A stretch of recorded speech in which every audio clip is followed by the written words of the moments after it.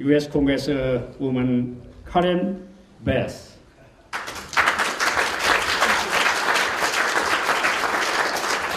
And the Honorable Diane Watson and her representative and staffs here.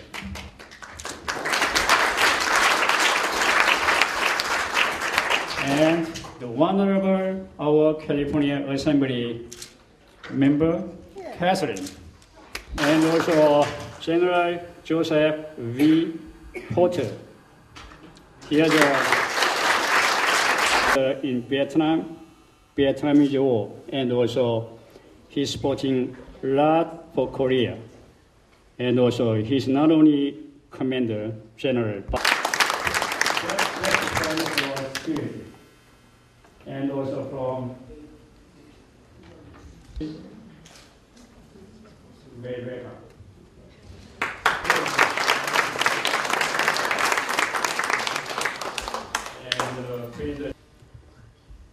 in Asia, we are entering the radar heaven, which means second era of human history. The second era, who may be lead the female. So therefore, this is the law of the universe predicting entering the second heaven era, woman, female start to take great leadership. We have many prominent female leaders in the United States, not only in the United States, Britain, India, all over the world. So in the USA, we have great leaders such as Karen Bass, a great member of US.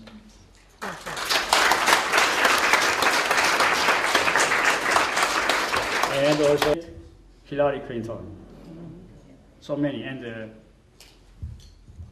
Sharon Pella, the Republican very popular leader, former governor of Alaska. Yep. My friend Kathleen Galgiani, this was a surprise to see her here from Sacramento. I just told her a few minutes ago I was at another event and I saw some of my former colleagues from the Assembly, and so it's always nice to run into folks that you work so closely with. And what you may or may not know about Kathleen is when we have high-speed rail in California, without a doubt, Kathleen Galgiani, they're going to have to name a station or a track after you or something, because she's really the main reason why we will be able to bring high-speed rail to California. So really appreciate it.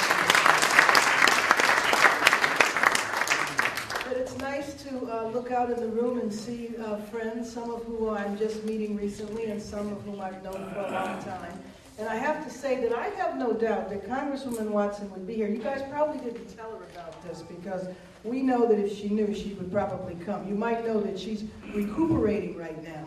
She's recovering from surgery, and she had surgery last week, and she called me up. I got this urgent message that she was trying to get a hold of me right away. It was very urgent, and here I am worried. I call her up, and she wants to know what's happening with Nancy Pelosi and Libya.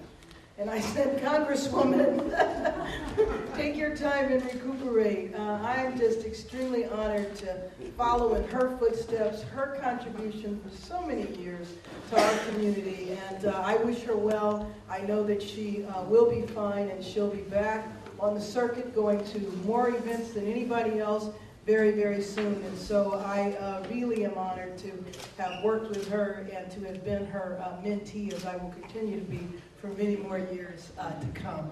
I have been in Congress now just shy of 3 months, and what a 3 months it's been.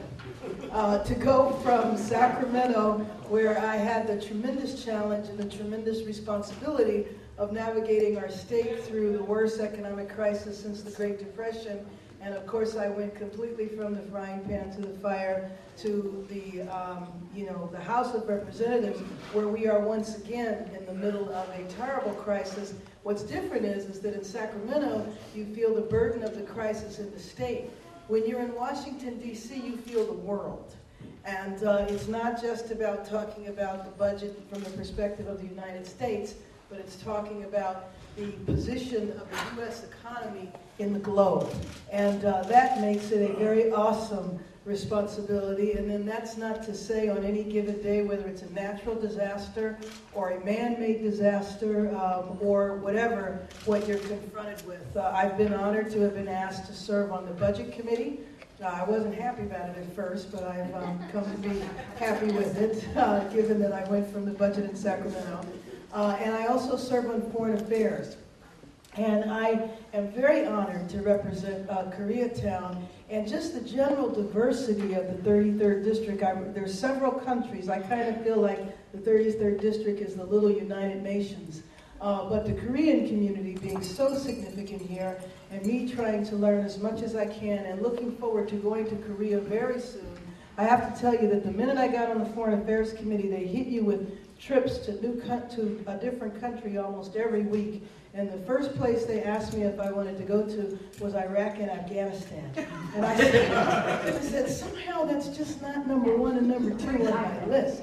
But I just said I wasn't going anywhere else in the world until I went to Korea. And I hope that that will be very, very soon. As everyone knows, the Korea Free Trade Agreement is going to come up. I don't exactly know when. I keep hearing it's going to be fast-tracked, and then maybe it'll be a little slower. I'm not really sure.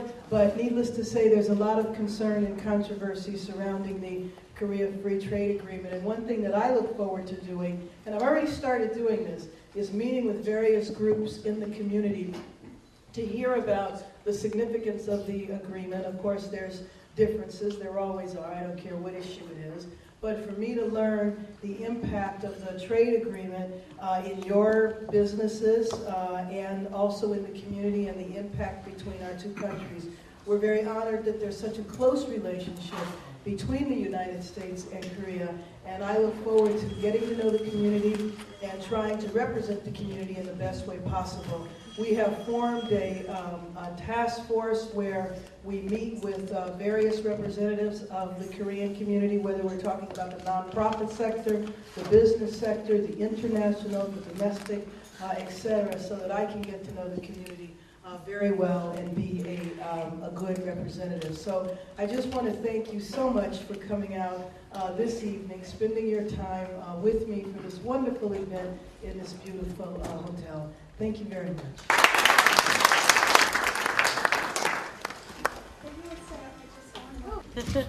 Thank you very much. Thank you.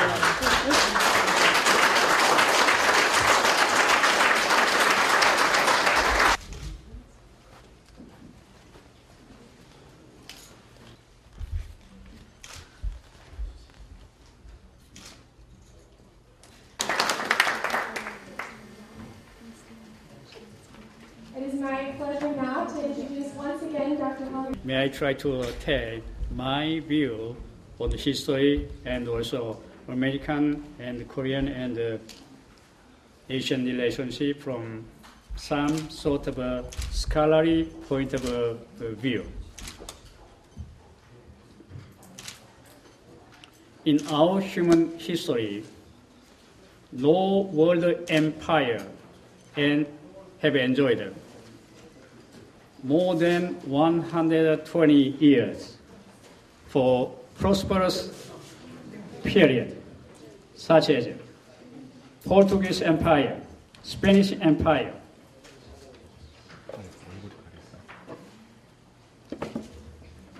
British Empire, the Soviet Empire, much short-lived, which was collapsed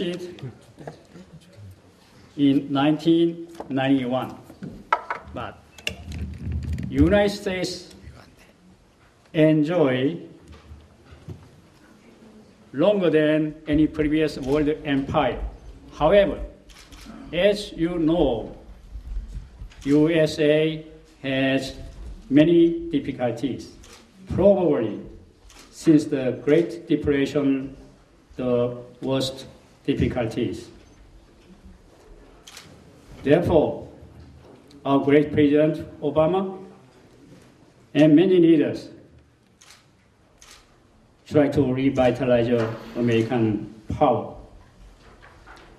Whenever human society suffering from difficulties, new leader appeared, rise up to revitalize, to restore the power of their country or nation or empires. United States right now in that situation. We are very fortunate to have new great leaders. President Barack Obama, Nancy Pelosi, our friend also, Karen Bass, Catherine, many.